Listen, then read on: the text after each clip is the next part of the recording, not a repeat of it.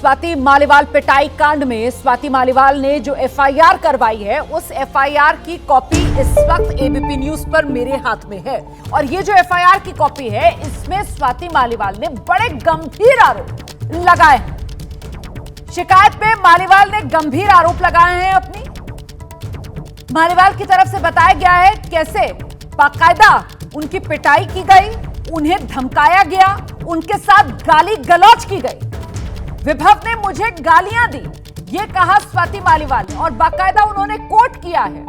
ये जो मेरे हाथ में एफआईआर की कॉपी है, इसमें बाकायदा शब्दशः जिस तरीके की अभद्र भाषा का इस्तेमाल विभव ने स्वाति मालीवाल के लिए किया, वो सब उन्होंने अपनी शिकायत में पुलिस को लिखवाया है। इतना ही नहीं, स्वाति ने बताया कैसे 7-8 बार स्वाति को थप्पड़ मारे गए और स्वाति लगातार मुख्यमंत्री आवास में चिल्ला रही थी, अपने आप को बचाने के लिए गुहार लगा रही थी। वो शिकायत में अपनी लिखवाती हैं कि आई फेल्ट एब्सोल्युटली शॉक्ड, मैं बिल्कुल सकते में आ गई। मैं चिल्ला रही थी मदद के लिए, लेकिन कोई मेरी मदद के लिए नहीं आया। मेरी शर्ट के बटन खुल गए, मेरा सिर वहां जो सेंटर टेबल रखी हुई थी कमरे में, बीच में जो मेज रखी हुई थी, उससे जाकर टकराया। मतलब पूरा विस्तृत इसमें ब्यौरा अपनी शिकायत में जो स्वाति मालीवाल ने पुलिस के सामने बयां किया है। हम सीधे आपको लेकर चलते हैं, हमारे साथ हमारे सहयोगी मनोज वर्मा इस वक्त मौजूद हैं। जरा जानते हैं मनोज वर्मा से, ये तो बेहद गंभीर आरोप है मनोज, जो स्वाति मालीवाल ने अपनी शिकायत में दर्ज करवाए।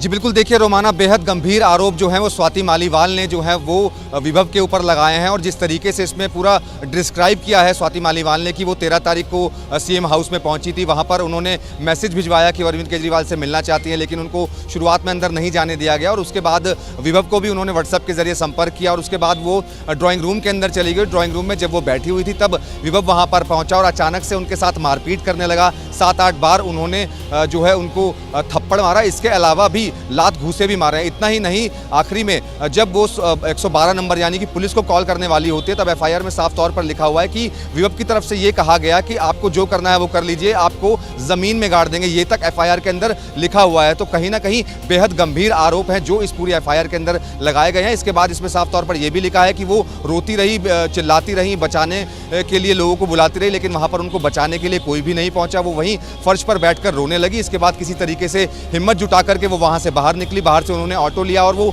घर की तरफ जा रही थी, लेकिन इसके बावजूद भी वो हिम्मत जुटा करके सिविल लाइन पुलिस स्टेशन पहुंची, लेकिन तब उन्होंने कंप्लेंट रजिस्टर नहीं करवाई। उसके बाद उन्होंने कल जो अपनी शिकायत दी है उसमें अब ये साफ है कि विभव के ऊपर जो भी स्वाति मालीवाल ने आरोप लगाए हैं वो बेहद गंभीर आरोप है। उनकी बड़ी ही बेरहमी से जो पिटाई थी वो विभव ने की थी। तो कहीं ना कहीं अब इस मामले में विभव की मुश्किलें लगातार बढ़ने वाली हैं। जो 4 टीमें हैं दिल्ली पुलिस की, वो लगातार विभव की तलाश कर रही हैं। आखिरी बार विभव की जो लोकेशन थी वो अमृतसर की थी, लेकिन इस वक्त विभव कहाँ है इसका पता दिल्ली पुलिस लगाने की कोशिश कर रही है। और जो एफआईआर है उसमें बेहद गंभीर आरोप लगाए हैं।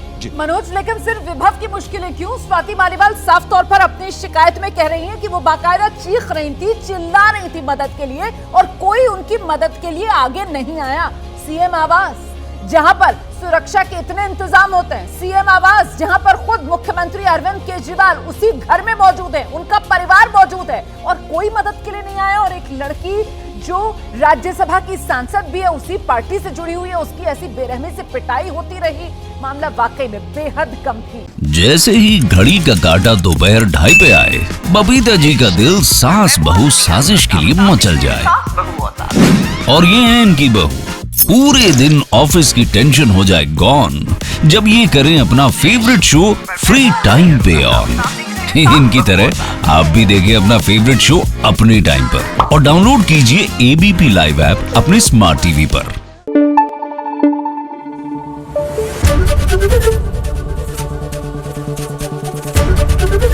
एबीपी न्यूज आपको रखे आगे।